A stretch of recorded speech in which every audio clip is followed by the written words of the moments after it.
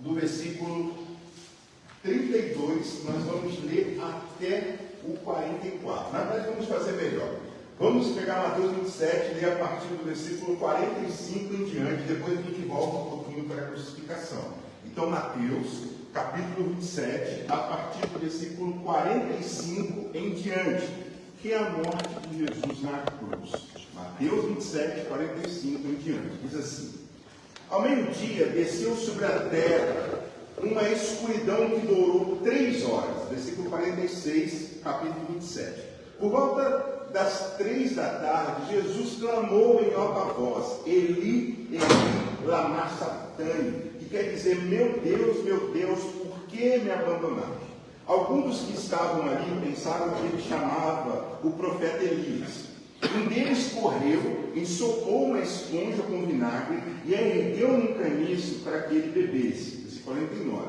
Os outros, porém, disseram: espere, vamos ver se Elias tem salvado. Então Jesus clamou em alta voz novamente e entregou o seu espírito. Naquele momento, a cortina do santuário do templo se rasgou em 2 partes, de cima até embaixo. A terra estremeceu, rochas se partiram e sepulcros se abriram. Muitos do povo santo que haviam morrido ressuscitaram. Vamos até aqui, vamos orar. Pai, obrigado pela cruz de Cristo, que é salvação para aquele que crê, redenção para aquele que é perdido, e muitas vezes, Pai, um lugar de segurança para nós, de sabermos e conhecermos o amor do Senhor por todos nós. Abra o nosso entendimento, que venhamos de uma vez por todas entendermos o que significa a cruz de Cristo. E essa cruz que tem, através de Jesus, que passou por ela, o poder de trazer pecadores à salvação. Obrigado, Pai, em nome de Jesus. Amém. Todos nós, a gente conhece sentimento de perda. A gente sabe que muitas vezes o sentimento de perda aconteceu na sua vida. Tem gente que perde relacionamento, tem gente que perde uma oportunidade, tem gente que perde algo valioso, tem gente que perde até um ente querido. A gente sabe que esse sentimento existe, porque a perda, ela é intrínseca. O que significa? Ela é do ser humano. Sabe por quê? Porque em Gênesis capítulo 3 a gente começa perdendo. A gente perde o nosso relacionamento com Deus, porque o pecado não apenas tornou o ser humano culpado diante de Deus, mas o pecado nos afastou da presença de Deus, removeu o nosso acesso a Deus e a segurança que o ser humano tinha diante de Deus. Então a gente perdeu muita coisa com o pecado. Principalmente nós perdemos o nosso relacionamento com Deus. E muitas vezes a gente olha para a história bíblica e a gente começa a ler o Antigo Testamento e a gente fala: gente, como que esse povo, como que a humanidade vai se encontrar novamente? Eu não sei se você já leu o Antigo Testamento pensando que Jesus... Faz esse teste. Lê o Antigo Testamento e esquece de novo. Vai acompanhando como se fosse um storytelling. Imagina que alguém está te contando uma história, aí você fala: vai dar tudo errado. O povo começa a abandonar Deus logo no deserto. Chega em Canaã, uma bagunça danada. O reino se divide. O povo é levado para a Síria. O povo é levado no cativeiro da Babilônia por causa de idolatria. Parece que a humanidade perdeu no Antigo Testamento e Deus está dizendo: vocês se perderam, voltem para casa. Imagine que o Antigo Testamento não existe, você está olhando toda a história da humanidade, você começa a se perguntar: como que vai acontecer que esse povo vai se voltar para Deus? Você já leu o Antigo Testamento assim? Que oportunidade que esse povo perdeu. Como que pecadores podem voltar para Deus? É a grande pergunta do Antigo Testamento: quem poderá salvar a humanidade? Em Mateus 27 nós encontramos essa resposta, graças a Deus, porque Jesus toma o cálice da ira divina que estava destinado a nós. Sim, Deus estava irado com o ser humano por causa do pecado. E aí ele envia Cristo, Cristo toma o cálice. Então o que foi perdido no Éden, aleluia por Jesus, foi resgatado no Calvário. Há uma nova chance para nós essa noite, para aqueles que se renderam ao nome de Jesus. Há uma chance para aqueles que se perderam no caminho e nessa noite dizem: Senhor, me salva de volta, porque eu estou precisando me salvar de mim mesmo. E é essa oportunidade que Jesus está dando para nós. Porque o cálice cálice, tinha os slides aí, tinha a foto do cálice, mas o cálice aparece diversas vezes nas Escrituras, meus irmãos, e é um símbolo. O que quando você lê cálice? Cálice significa a ira de Deus. O cálice simboliza que a ira de Deus está acontecendo no sentido de que Jesus vem e toma esse cálice. Lembra semana passada? A gente falou do Getsemane. Jesus fala, olha, eu vou lá cumprir aquilo que eu vim para fazer. E aí Jesus vai fazendo todos aqueles momentos com os seus discípulos, mas agora em Mateus 27, se o cálice foi identificado no Getsemane, nesse momento Jesus recebe o cálice. Alguns dizem que ele toma e outros dizem que o cálice é derramado sobre ele. Eu gosto de entender que Jesus tomou o cálice da ira de Deus. Ele recebe a ira de Deus que estava sobre todos nós. Então, por que Jesus vai dizer, meu Deus, versículo 46, Mateus 27, meu Deus, por que me abandonaste? Quando o Antigo Testamento fala de trevas no meio do dia, eclipse de 3 horas não existe. Eclipses geralmente são muito rápidos. Então, um eclipse tão longo assim, gente, se você estudar os incas, os astecas, se você estudar o povo indígena, quando o dia vira noite, alguma coisa séria está acontecendo com o divino para com o ser humano. Mas a Bíblia, graças a Deus, já conta lá em Amós, que quando o dia virou noite, a justiça, o juízo de Deus estava acontecendo. Quer um exemplo? O faraó, quando fica noite no Egito, a gente sabe que o Egito tinha deuses que pensavam ser o Deus do dia. A gente sabe que todo o processo das pragas, né, ou dos momentos antes que antecedem a libertação, é Deus combatendo o Deus egípcio. Eu tenho vontade de fazer uma exposição de sermões de cada praga para a gente entender qual tipo de Deus que o nosso Deus, o Pai, estava combatendo. O que acontece é que quando o dia vira noite, a justiça de Deus estava acontecendo. E os profetas vão dizer, se um dia o dia vira noite, pode ter certeza que a justiça de Deus está sendo executada. Então aqui não é um acaso.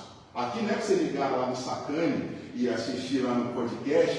Por que eclipses acontecem? A gente sabe que hoje, graças a Deus, a astronomia consegue responder muitas coisas para nós. Mas quando a Bíblia aqui, Mateus está dando esse relato para nós, quer dizer que Deus está executando o seu juízo através do sofrimento de Cristo. Mas, pastor, o que isso significa para nós? O que significa para nós esse momento de trevas para Jesus? Você já passou por momentos onde o dia virou a noite?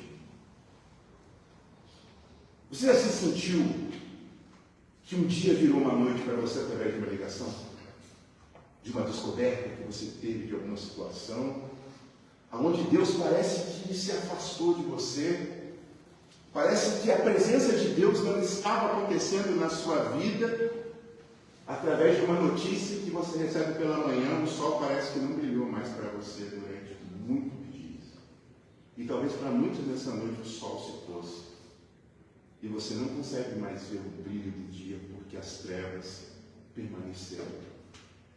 Alguém já ficou diante do seu sentimento? Porque quando Jesus está falando aqui desse sentimento, Eli, Eli, lama sabachthani, quer dizer, meu Deus, por que você me abandonou?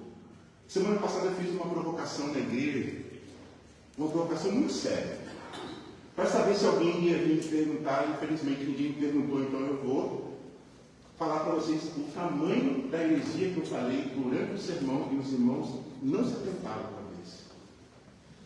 Fiz essa provocação, fiz essa loucura. Jesus, quando estava pregando essa passada, eu falei que quando Jesus estava no Getsemane, Deus Pai virou as costas para Jesus, e ali Jesus deu um passo para trás na Trindade, como se a Trindade tivesse sido dissolvida. Irmãos, isso não existe. Eu não fiz isso para enganar a igreja. Eu fiz isso para saber se a igreja estava atenta ao tamanho da profundidade, da gravidade que eu estava falando. Então hoje eu quero te dizer que a Trindade, ela nunca pode se desassociar. Deus nunca, Deus Pai, Deus Filho, Deus Espírito Santo, na cruz, a presença manifesta de Deus estava em Cristo.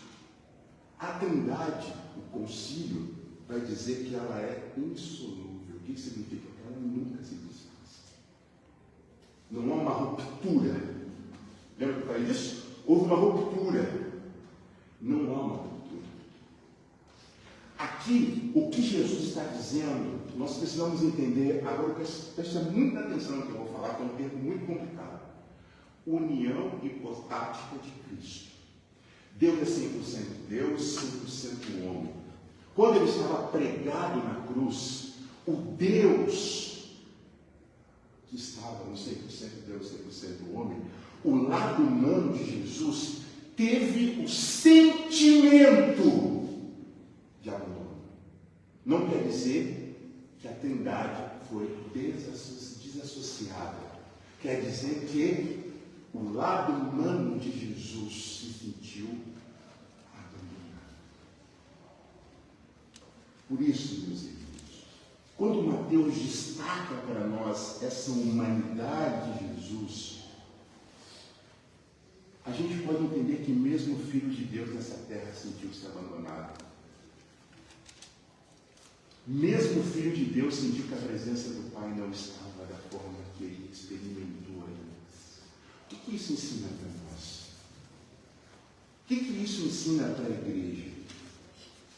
Cristo foi desamparado, o lado humano de Jesus sentiu-se desamparado para que os seus filhos e filhas nunca mais se sentissem desamparados em momentos de trevas.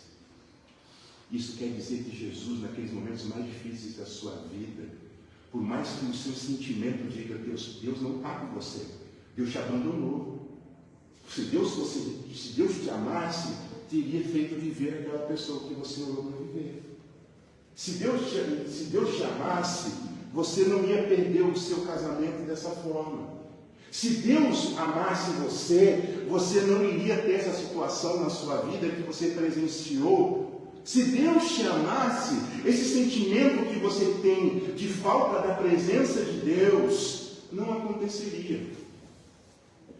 A cruz de Cristo veio para resolver a questão da presença de Deus. Jesus foi desamparado para que jamais fôssemos abandonados por Deus. Entenda nessa noite, em nome de Jesus, a presença de Deus é contigo em todos os momentos que você enfrentou, por mais difícil que seja, por mais que a voz de Deus não veio, por mais que você abriu a Bíblia, por mais que você tentou ler a Bíblia para tentar interpretar aquela situação, a presença de Deus esteve do teu lado em todo momento que você enfrentou.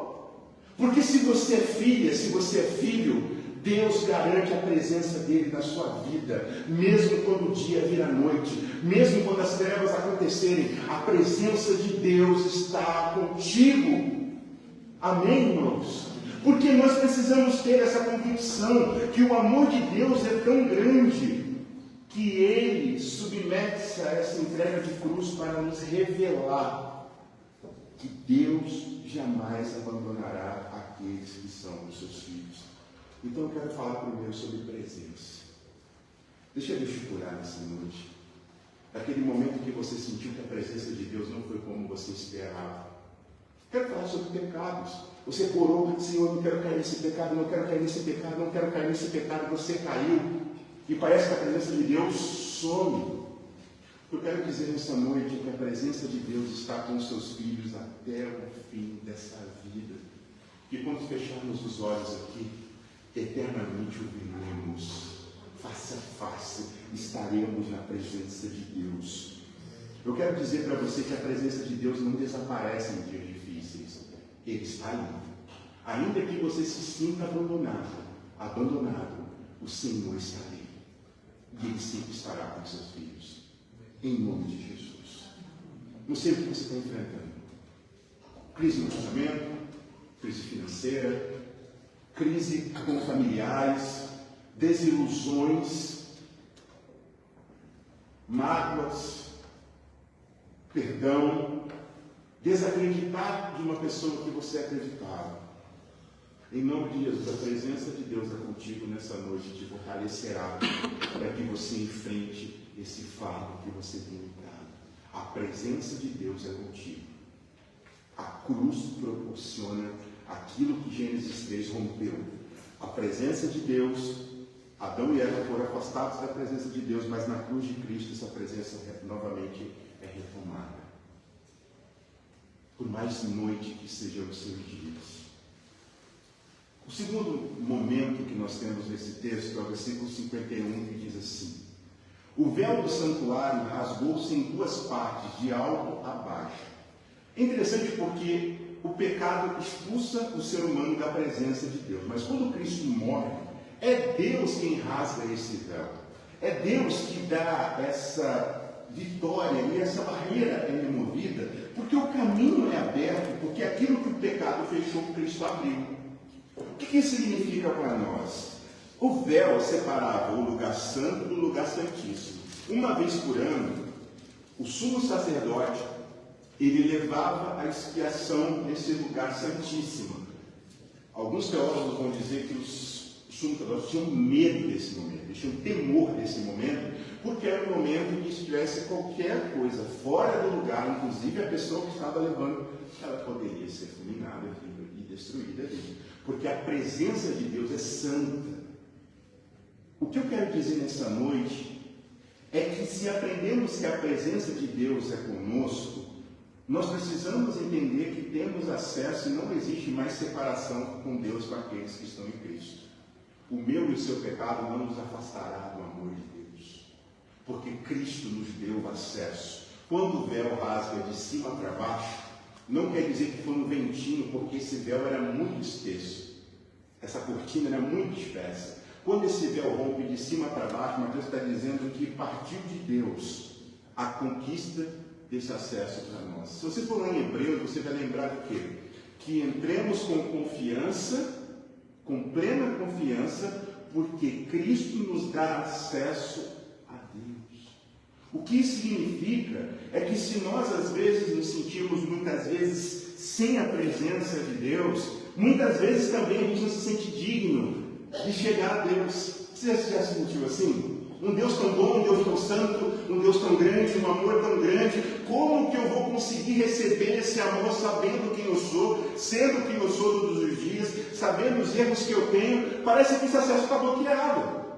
Parece que há uma distância muito grande desse acesso, dizendo, será que eu estou realmente na presença de Deus? Será que eu realmente tenho a Cristo na minha vida? Porque eu olho para os meus pecados, eu olho para as minhas falhas, eu olho para o meu caminho de santidade, eu vejo as lutas que acontecem comigo todos os dias. Será que Deus me ama, mesmo eu sendo esse traste toda segunda-feira que ninguém vê? Ele te ama. Porque foi Ele que te deu acesso, não foi você e eu que conquistamos. É pela graça que somos salvos mediante a fé. É Ele que nos deu esse acesso. A cruz de Cristo é a cruz que proporciona acesso a Deus, que jamais o Senhor vai se romper. Jamais, porque aqueles que estão em Cristo recebem a nova vida e o acesso completo, porque Ele é o caminho, a verdade e a vida. Não há outro intermediador entre Deus e os homens. Maria, essas coisas esquecem, irmãos. O santo, o único acesso a Deus é em Cristo. Porque foi Ele que construiu essa ponte para que nós pudéssemos trilhar com confiança. Talvez você tenta merecer o amor de Deus todos os dias. Talvez você é o tipo de pessoa que acorda e fala, hoje eu vou merecer o amor de Deus. Você não entendeu a graça. Porque você e eu não precisamos merecer o amor de Deus. Deus é amor. A essência de Deus é amor. Ele é o amor. O que significa que antes de nós pensarmos em tentar merecer algo de Deus, antes de pensarmos amar a Deus, Ele nos amou primeiro. Então significa para nós que nós temos acesso a Jesus, porque o véu do santuário rasgou e agora temos acesso pleno a Deus. Irmãos, nós estamos falando de questões históricas dimensionais, gigantescas, indígenas, fazem sacrifício a deuses para ter acesso a Deus. Hoje o ser humano está descobrindo as galáxias, essas coisas que nós estamos vendo. Você consegue perceber em alguns podcasts, quem gosta de astronomia, quem gosta de assistir essas coisas loucas igual eu gosto, eu fico olhando assim, cara, como é que essa pessoa não abriu os olhos para ver que há um Criador? Porque para termos vida na Terra é tão perfeito. O ser humano tenta responder a dúvida de talvez toda a humanidade: como podemos nos achegar ao Criador? O Evangelho responde essa pergunta em Cristo. Foi o Criador que se chegou até nós e nos deu acesso a Ele. Olhando para o universo, você acha que nós vamos descobrir alguma coisa realmente significativa com o tamanho das galáxias, irmãos? Quando eu olho para as galáxias, eu consigo olhar para o amor de Deus e falo: Deus, nós nunca iríamos conseguir acessar o Senhor, porque a tua criação é tão grande que às vezes eu penso que a gente está dentro de um aquário. Parece que nós somos um micróbio. Aí, numa pergunta do podcast, fizeram para o Sérgio: Sérgio, às vezes eu me sinto como se fosse um micro-organismo. O Sérgio diz assim: nós somos infinitamente menor que um micro-organismo do tamanho do universo. Irmãos, como acessar esse Deus? Cristo é esse acesso. E nós não precisamos conquistar. Ele ofereceu para nós o acesso, porque o véu foi rasgado. Nós temos a presença, nós temos o acesso e, por último, nós temos a segurança. Lucas 23, 46 diz assim: Pai, nas tuas mãos entrego o meu espírito.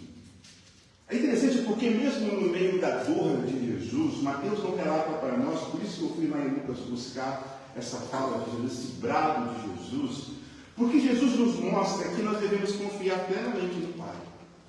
Jesus nos ensina que podemos confiar mesmo quando a gente não entende. Já passou por uma situação assim? Mesmo quando você não entende o que está acontecendo, mesmo quando as pessoas te perguntam por que aconteceu isso, por que está na sua frente aquela situação, você já parou por uma situação que mesmo quando você não entende, você confiou? Mesmo quando você fala: eu fiz tudo certo na minha vida, por que aconteceu essa catástrofe na minha vida? Por que aconteceu essa situação na minha história? Irmãos, Jesus está nos ensinando que mesmo quando for a dor mais profunda da nossa alma, quando for um momento de mais desilusão na nossa vida, quando for um momento onde as dúvidas estão acontecendo na nossa cabeça, dúvidas que só Deus e você sabe nas orações que você fez para Ele, Jesus está nos ensinando que podemos descansar mesmo quando nós não enxergamos saída. Jesus está dizendo para nós que a fidelidade de Deus é maior do que a dúvida que eu tenho sobre as situações que eu enfrento. Deus é fiel, apesar das dúvidas que eu enfrento na minha vida. Deus é fiel mesmo quando eu estou passando por situações onde dia e noite, onde parece que a presença está distante, aonde parece que o acesso... Você já desistiu de você mesmo alguma vez? Emocionalmente falando? Você já jogou as cartas na mesa e falou: eu desisto. Eu estou aqui porque eu estou desistindo. Eu estou aqui porque minha família me ama, tenho uma vida boa, mas eu sei os pecados que eu tenho e eu desisto de mim mesmo. O amor de Deus é maior que os nossos medos, inclusive o medo de nós mesmos. Muitas pessoas têm medo de si mesmas, porque sabem das coisas que elas podem fazer. E Jesus está dizendo para nós que a soberania de Deus é maior do que as nossas incertezas. Quando Jesus diz: Pai, nas tuas mãos entrego o meu espírito. Lembra que eu falei da união hipostática de Cristo, onde 100% Deus e 100% homem? Eu vou te contar um medo que eu tinha desde criança. Certa vez, uma pessoa chegou para mim e falou assim: Paulo, eu era uma criança de 6 anos de idade, eu tinha presenciado a morte de uma pessoa dormindo, uma situação que a pessoa morreu dormindo, e um tio brincou comigo e falou assim: está vendo com quem dorme demais acaba morrendo, dormindo. Cuidado. Vocês acreditam que eu desenvolvi uma insônia crônica, que o sono para mim se tornou um medo? O maior descanso do ser humano se tornou um dos maiores medos para mim. Porque eu tinha medo de dormir e não acordar mais. Estranho esse medo, né? Eu sei. Eu não tenho medo estranho. Estou contando o meu aqui. Porque talvez você se identifique. Não com esse medo. Espero que você não tenha medo de dormir, porque para ter terapia está tudo certo. De vez em quando me assola o nosso contato no peito e fala: ixi, será que eu? Mas aí eu percebo que é gases, né? Que realmente assusta algumas pontadas que eu tenho. Eu dou graças a Deus que algumas pontadas têm vindo somente aqui no lado direito do peito, porque se viesse no esquerdo, estava lascado.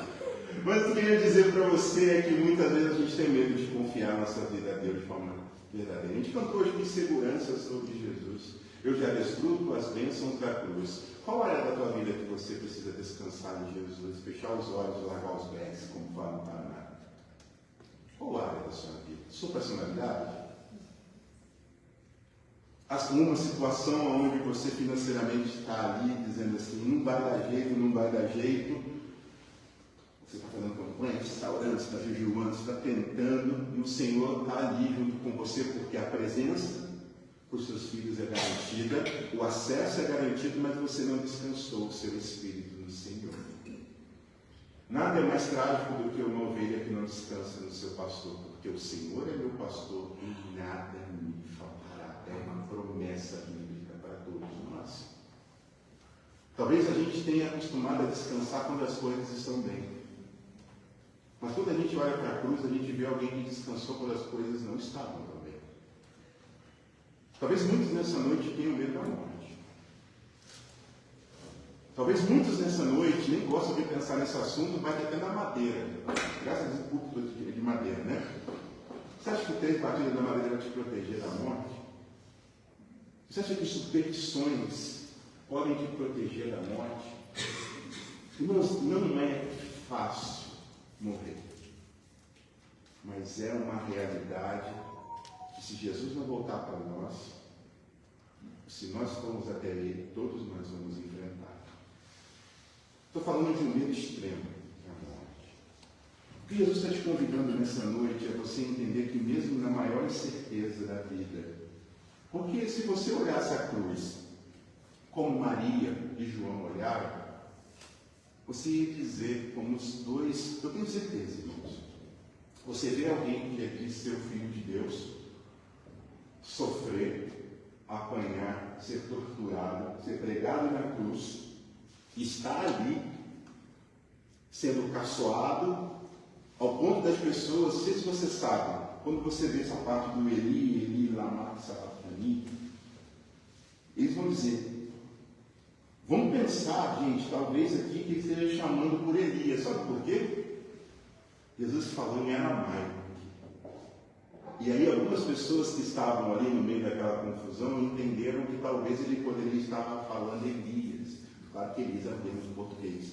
No aramaico, o Eli é muito parecido com o termo Elias. Já passou por provações onde o que você falava as pessoas não entendiam? Você falava A, a pessoa entendia B. Para mim, quando eu falo uma coisa e a pessoa não entende o que eu estou falando, as maiores torturas mentais que eu tenho. Ainda mais no sofrimento. Já desabafou com alguém e ninguém entendeu? Você tinha aquela pessoa como segurança, você ligou para ela e ela não chegou nas expectativas que você esperava que ela chegasse. E a sua segurança se desabou. Porque geralmente no momento de sofrimento, dificilmente vai ter alguém que vai ser a nossa corda que tira para fora.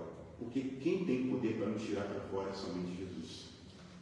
E é por isso que hoje o Senhor está nos chamando a termos uma plena segurança naquilo que Ele fez por nós na cruz.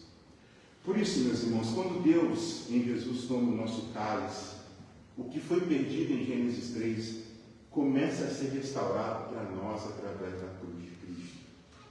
Nós temos a presença de Deus, porque Cristo nos deu essa presença. Nós temos acesso a Deus, porque Cristo nos deu esse acesso na cruz. E nós temos a segurança por meio de Cristo. Porque enganoso é o nosso sentimento. A Bíblia fala isso de outra maneira, não fala? Como que a Bíblia fala? Enganoso é o coração. A Bíblia está falando, enganoso é o seu sentimento. Cuidado com essa questão de sua intuitiva. Porque a chance de você bater a 300 por hora numa muralha com a sua intuição é gigante. A gente aprende em psicologia que o sentimento, para algumas áreas da psicologia, é algo que mais engana o ser humano. Mas eu não quero falar de psicologia, eu quero falar de teologia. Porque para mim a Bíblia é a minha regra de fé e prática, é nela que eu apoio a minha existência. A Bíblia está me dizendo que quando eu começo a confiar no meu sentimento, eu estou confiando mais naquilo que eu sinto do que na realidade. Alguém que te parou e falou assim, tudo que você está sentindo não tem nada a ver com a situação? Fala isso para mim direto. Graças a Deus tem alguém que fala para mim, Paulo, o que você está sentindo? Geralmente é bem tranquilo. Paulo, o que você está sentindo? Cara, preste atenção. Se você nunca teve as cartas na mesa com você mesmo, você vai perceber que a maioria das crises que você tem é por causa do seu sentimento, não por causa da realidade. Eu quero sair daquele trabalho porque eu me sinto mal. Aí, se você não tratar o que você sente diante de Deus, você vai ficar em 55 milhões de trabalho e não vai achar lugar nenhum. Vou falar sobre igreja. Eu não me sinto bem naquela igreja. Por que você não se sente bem? Eu não sei. Igreja é o lugar onde nós deveríamos nos sentir bem. Mas eu quero te dizer uma coisa com toda certeza nessa noite. Muitas vezes você vai entrar aqui se sentindo mal, porque a igreja não é um lugar que você vai se sentir bem apenas. A igreja é um lugar onde Cristo vai te fazer continuar, mesmo quando você não se sentir bem. Amém? É por isso que quando Cristo nos dá acesso a Ele, e nós temos que ter a segurança de saber que mesmo quando a presença de Deus parece não estar comigo, eu olho para a cruz de Cristo e sei que a presença do amor de Deus na minha vida é real e que Ele jamais vai me abandonar. Mesmo quando eu tenho sentimentos que me falam assim, cara, dessa vez Deus não vai me perdoar, dessa vez as coisas não vão acontecer, dessa vez eu fiz o discipulado, eu caminhei. Ah não, Deus, eu pequei consciente. Eu pequei sabendo que era pecado. Deus está mandando te dizer nessa noite, quem que dá acesso sou eu e não é você. Então a minha graça está te trazendo de volta para a minha presença. Em nome de Jesus. Você tem segurança de dizer, Senhor, eu entrego nas tuas mãos o meu espírito. Às vezes a gente pensa que espírito é algo subjetivo. A gente pensa que espírito é algo platônico, que é algo que a gente não consegue acessar, mas quando a Bíblia está falando de espírito, a Bíblia no Antigo Testamento diz que espírito tem a ver com sentimento. O meu espírito se abateu. O meu espírito, Maria vai dizer no Novo Testamento, se exulta. O espírito quer dizer que nós podemos ter confiança no Senhor, mesmo quando nossos sentimentos não estão confiando que Deus pode fazer alguma coisa. Em Cristo, nós somos capacitados a entregar, mesmo quando a resposta de Deus não vier para essa vida, para as suas dúvidas. Em nome de Jesus, meus queridos, o que eu quero falar hoje é sobre descanso. Eu quero pedir a Deus que hoje você saia daqui descansado e descansada, entendendo que você tem a presença de Deus na sua vida, que você tem acesso a Deus por causa de Cristo, e que você tem segurança de que Ele não vai soltar a sua mão, mesmo quando você relutar em entregar. Se você tiver qualquer dúvida, olhe para o Jesus humano. Ele era humano na cruz, 100% Deus, 100% homem, dizendo, Pai, e mesmo em meio a essa dor, eu entrego ao Senhor, porque eu confio no Teu plano para mim. Descanse no Senhor. Porque quem conhece o bom pastor descansa em pastos verdejantes. Sabe o que é pasto verdejante? É o lugar que Deus prepara para as suas ovelhas plenamente descansarem. Nesse pasto tem o necessário para que ela possa comer, e muitas vezes a ovelha não vai estar feliz no pasto verdejante. Sabe por quê? Porque o pastor, no meio do vale, ele tinha que encontrar algumas situações que a ovelha era protegida. A gente tem uma ideia que pasto verdejante, eu não sei você, irmão, eu tenho crise.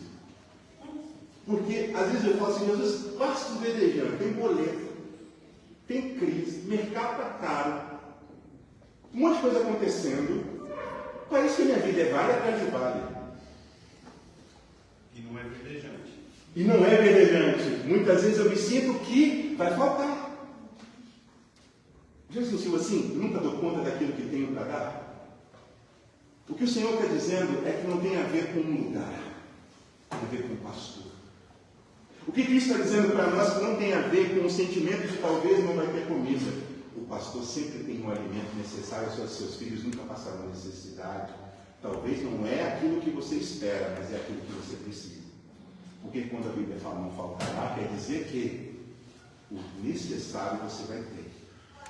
Então, em nome de Jesus, quando olhamos para a cruz, nós podemos descansar na presença de Deus. Como ovelhas, Descansar que Deus nos dá acesso. Não é eu que conquisto. Eu sou uma ovelha perdida no vale que, se deixar solta ali, eu vou acabar caindo no meio dos lobos. Porque a ovelha, ela corre para o perigo. O que o Senhor está dizendo é: o acesso que você precisa, eu disponibilizo para você em Cristo. Eu sou esse acesso a esse lugar de segurança. E o lugar de segurança do cristão não é o sentimento, não é ir para outro país. Você pode ir para outro país, em nome de Jesus, fica tranquilo. Mas muitas vezes a gente quer sair desse sentimento de insegurança do Brasil. Se você não aprender a descansar o seu coração em Deus, nem em Marte você vai conseguir descansar. Porque não é sobre lugar, é sobre a presença de quem Deus é para nós. Jesus entregou a sua vida nas mãos de Deus. O que eu quero dizer hoje nessa noite é: somente o Evangelho de Cristo pode oferecer a segurança e o descanso que você precisa nessa noite. Em nome de Jesus, meus irmãos. O cálice foi tomado e hoje temos a presença, o acesso e a segurança. Quando olhamos para a cruz, nós percebemos a presença de Deus. Jesus sentiu-se abandonado para que nós jamais nos sentíssemos assim, mesmo nos dias mais difíceis. Jesus nos dá o acesso, mesmo quando nós não fazemos por merecer. É pela graça que Ele nos dá o acesso e Ele nos dá a segurança de descansar, mesmo quando as coisas não estão acontecendo. Tem gente que só descansa quando tudo está bem. Quero te dizer uma coisa: nem tudo na vida vai estar bem para você descansar. Ou você aprende a descansar no vale, ou você só vai descansar quando Deus te chamar. Deus está te chamando a você descansar nele, não em um lugar. Porque Jesus entregou no lugar mais difícil que um ser humano poderia estar, que é na cruz, morrendo quase asfixiado, sem ar, um sofrimento muito grande. Ele descansou no Pai. Não importa o lugar que você esteja, é quem Cristo é para nós. Essa segurança. Você tem essa segurança nessa noite? Você tem essa convicção nessa noite? Você tem essa convicção da presença de Deus na tua vida? Você tem convicção nesse acesso? Você tem convicção nessa segurança? Se você está em dúvida, clame a Cristo nessa noite, que Ele é Senhor sobre todas as coisas. E quando a gente olha para a cruz de Cristo, nós devemos enxergar que todo sentimento de abandono, de falta de acesso, de falta de segurança, muitas vezes transparecido com a situação e não por quem está naquela cruz, foi vencido e entregue a Cristo por nós para que pudéssemos vencer a insegurança que muitas vezes nós temos. Entregue ao Senhor os seus caminhos e Ele te ajuda. Entregue os seus caminhos ao Senhor e Ele tudo. Vamos juntos, irmãos? Ele tudo fará por nós. Ele cuidará de nós, estará conosco. Os caminhos que o Senhor tem para nós são caminhos muito maiores do que nós pensamos. Vamos orar e logo seguimos estaremos celebrando nossa ceia.